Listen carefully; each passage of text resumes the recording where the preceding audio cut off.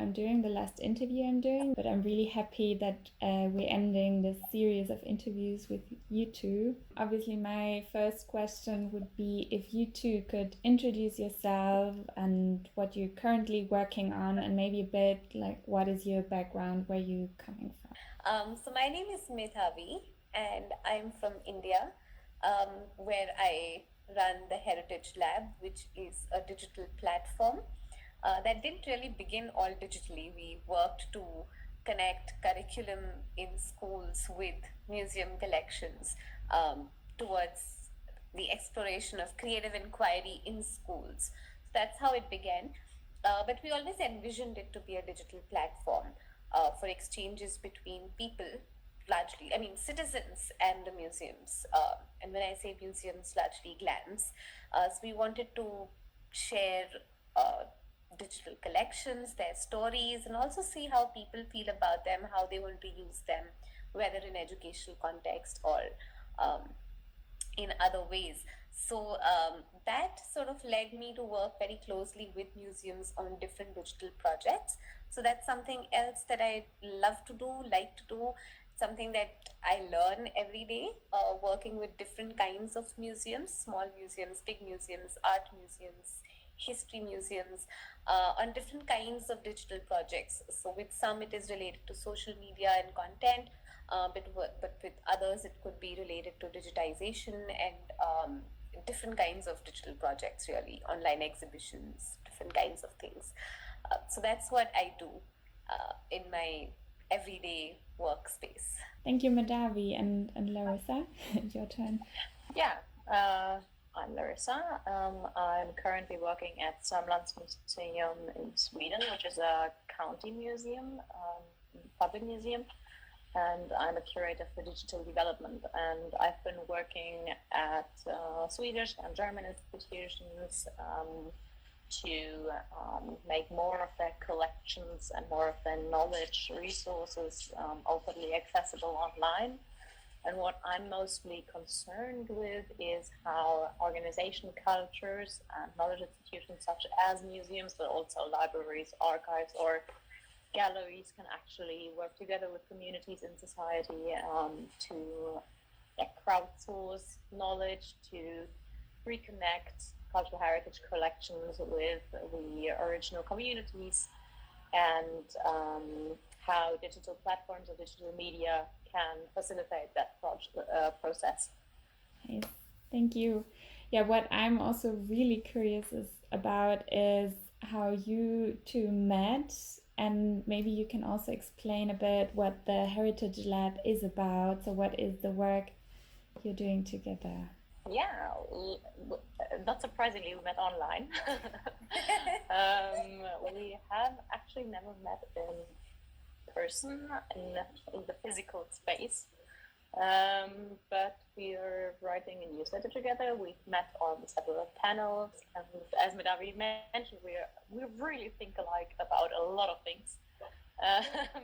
It's an incredible pleasure to do this together. And one of the aspects of our newsletter, Dig It, is to actually feature several voices, because the museum space and the cultural heritage space is sometimes really dominated by certain voices, certain opinions. And I think one of our missions with the newsletter is also to show how different voices can come together. I think there was this thing that we don't do the Heritage Lab work together. We work on Dig It, which is the newsletter, together, and sort of with the idea of connecting museum professionals in not just the regions we're both from, but just the networks that we both are part of as well. And both of us, I think, come from the whole wiki loving glam space, intersection space. So we love open access, and there were a lot of things that really brought Larissa and me together. It was just we were connected on Twitter, but I think we were both at this point where we both were like, why aren't we doing something together? And that's how it really just started. we just decided to do Dig It together. Yeah, I really like the fact that you met online. It fits perfectly into the whole digital topic. Maybe you can also explain a bit what the Heritage Lab is about. Right. So the Heritage Lab is essentially a digital platform. Um, it's a space where we try to put out the stories from essentially India's museums right now, but of course it'll later grow to South Asia and then larger, larger part of Asia. But the idea is that to tell the stories from this point of view, from the Asian point of view, of objects that are Indian, that represent Indian culture or heritage aspects, but also with a way to sort of, I wouldn't use the term decolonize just as yet, but it's also just to put it in perspective that with the history curriculum that we sort of grow up with, sometimes to share it as a resource with educators, largely it's with that perspective, but we cater to a large variety of audiences that are creative people who are sometimes using the artwork for just inspiration also.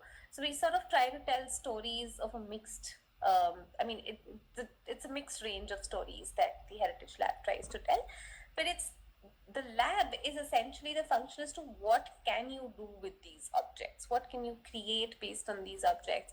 So I think the experimentation had already begun, but it's only in 2020 that we really started focusing on open access material and working with that for GIFs, for memes, creating bots and creating different things that just bring the conversation closer to people, and people can access art in a way that, not just on social media, but just in any way that they want to express, whether it's on Instagram, social media, anywhere really.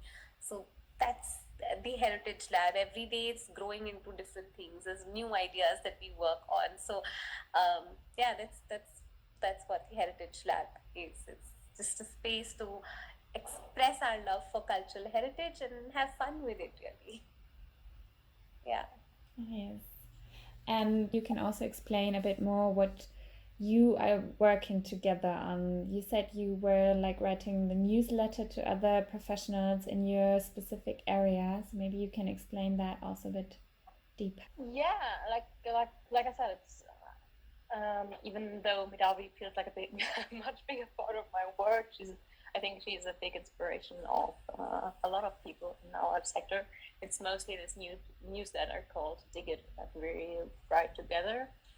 And apart from that, we also have some overlappings in Europeana, which is, I don't know if you know Europeana, but it's the European Commission funded organization and aggregator for cultural heritage data in Europe, and Medhavi is on what's your council called? It's the advisory board. So Medhavi is on the advisory board, and I'm on the Network Association Members Council. But yeah, I don't know. Do we share more? Through Dig It, I think we just try to look at the different conversations, and there's so much that personally I feel that I also get to learn, because to be very honest, a lot of the conversations are missing from our museum sector here in India. So for me, it's a lot of learning also from just if we see some of the earlier newsletters, and if you just saw even a glimpse, for me, it's really a lot of learning as to what is happening. And then there's the opinion based on things that I've seen or I've experienced professionally. But I think I'm really inspired by the kind of things that happen. And Larissa is the one who just beautifully, puts it all in a way that I think everybody enjoys. And so I know it's both of us, but I think Dig It is, I would give Larissa a lot of credit for the depth of the conversation that we have. You're too kind. Yeah, there are some big names, big institutions in the world that are doing amazing work, But then there are also some big institutions that are kind of underwhelming, and I think it's interesting to see how both in really big institutions and incredibly small institutions, at this point in time, it's really depending on the people working in institutions. I mean, if you look behind the scenes of institutions, you mostly always see one really inspiring and incredibly busy person behind the scenes that is mostly driving a museum's digital mission or digital activities. And I think that's something that is really interesting within our field. But apart from that, there is one institution that I'm always thinking about, and that's really incredibly unknown institution. It's a really small rural museum here in Sweden. They are working only with volunteers. They built an own database because they thought that all collections databases are too expensive for them. So they built a database for their digitized items on open license software. They are working with Wikimedia to bring their knowledge and their collections to Wikimedia Commons and Wikipedia. They are looking into possibilities to bring their collections even to aggregators. And what they've shown so far is that you can make your collections and your knowledge accessible, and you can even make the history that you're preserving more accessible without big funding. And I think the interesting thing here is that in museums, we are often talking about this is not possible because of a lack of funding. And it's true. A lot of things aren't possible because of a lack of funding, because museums can't run only on volunteers. This is something that we can do in small institutions, and it's something that even volunteers have to have another job at the site. But it's still that we can do a lot of things with a lot of creativity and a lot of skills, digital skills. And in my view, the most inspiring institutions are those that have worked with getting those skills into the museum, getting people into their museums who have digital skills. So if I have to drop a name or names of museums that I find really inspiring, it's the Museum für Kunst und Gewerbe in Hamburg. It's the Brunnsmuseet in Karlstad, and of course it's Smithsonian, because going open access with their collection was so inspiring to a lot of museums, and was really trailblazing. And Larissa, I kept wishing you would say our common favorite, SMK. It keeps popping up. Yeah, of course. I kept thinking now she's gonna say SMK, but we should make a shout out to SMK because we've been looking at them really closely, and I think they do some commendable work as well with their digital strategy. And I completely agree with MKG Hamburg. I think they're incredible as well. Yeah. Those are the ones with the digital strategy in place. Nice. Oh yeah. Actually, because we talk about digital strategy, I think that is also something. What I see in the last 2-3 years, most museums are actually moving, let's put it like this: museums that are actually serious about working with digital are moving away from digital strategies now, becoming more granular about their strategic work, like having a strategy for digital dissemination, having a strategy for social media, and so on. And I think that's a trend that is really important, because of course digital is not one thing that you can put into one strategy. I really like that you named like this mixture of museums, and yeah, that was really nice to have like this mixture of the big names and the smaller names, but still good ones. Thank you. Yeah, let's go to the end of this interview. What's your vision for the museum of the future? What do you wish for? What do you would like to see? Like in the metaverse? Larissa, what is our vision for, I think is a tough one because what is the citizen vision of a museum? What is the museum professional's vision of the museum of the future? But I think in one word, I would say open. It has got to be that, because I think if museums are going to endlessly say that, oh, we don't have budgets to develop this digital product or that digital service, if things are open access, someone will come and create it for you. Someone will create that website plugin, maybe an app, because they would love your collection, work with it, experiment with it. It's really about, I mean, the museum's missions largely have been all around knowledge and spreading knowledge. I think the museum of the future would continue to do that, but also create new knowledge, also sort of look at collaborative co-creation, participation with collections, and all that is only possible if it's open. So for me, in one word, the future is open.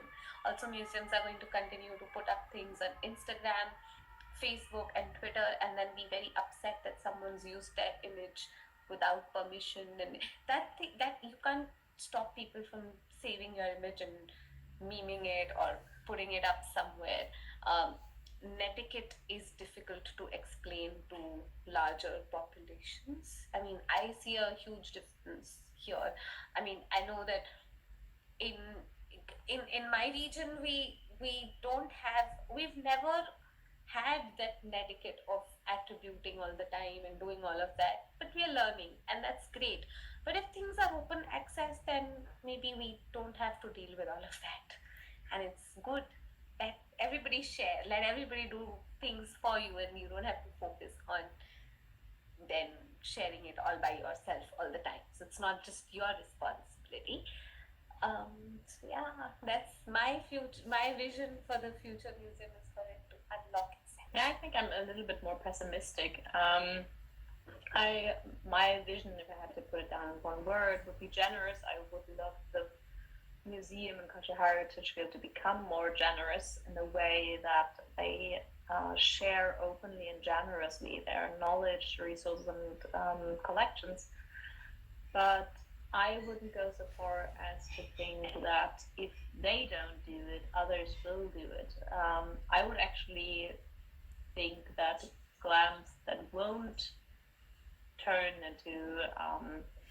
into audience-centered organizations are actually becoming irrelevant and are hiding away or restricting access to collections and to knowledge and resources will turn them into institutions that are, simply put, not as relevant as others in their audiences' everyday lives. And I think we have to keep in mind that museums and glams in general aren't something that is naturally given. They have turned up at a certain point in history because there was a need from a certain group in society to have them and a wish for collecting things. So why do museums exist today, and why do we want societies to keeping on wanting to have them around? That is also something that we have to think about, and thus I think that we have to keep developing us in a way that is relevant to our communities and our societies, and being open and being generous digitally and physically. That is what museums or glams have to be and become. I have one more tough question. And I know it's a bit hard to make plans for the coming year, because I think we're all really used to not making plans anymore. But maybe you two can share a bit about your plans and hopes maybe for the next years, what your goals are, what you're wishing for, also in terms of your careers, what you're working on. I think I can speak for the both of us. Making and finding more time for the newsletter. More regular. So I think it doesn't help that both of us have. I mean, I think both of us feel very generous we are very, I think it comes from this understanding that the last 2 years have been incredibly difficult. And we also started Digit at a very difficult time for just everybody, and that includes us. And I think we've both had to figure out our work as well as Digit and the time zones that we live in. So the different time zones. So I think that's the big goal, that we want to definitely be more regular. But also, I think I personally really want to finish my Embrace Digital project, the research that I started with in Germany, and every month I tell myself I will be done with this part. But I think there's a lot of material that was collected, and there was, personally for me, it's just that it was the flux. It was just like, you've collected material and you're going to get started on it, and suddenly the sector is going through this crazy change, and whatever you had researched on, some part of it doesn't even stand true or doesn't have meaning anymore, and newer things are taking more prominence. So there's also that challenge, really. But yeah, I think our hopes are that more people will sign up for our newsletter and that we will get to discuss more interesting topics and finish the things that we've really been putting off.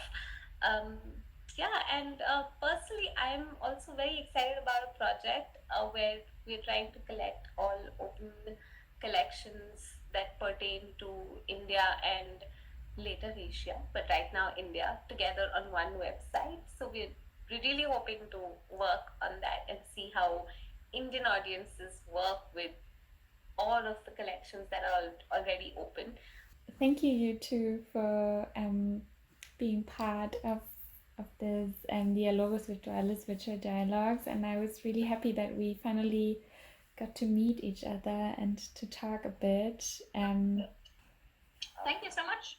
Yeah, thank you. Thank you, guys. You have a good evening. I'm going to curl up in bed now. I'm going to think of the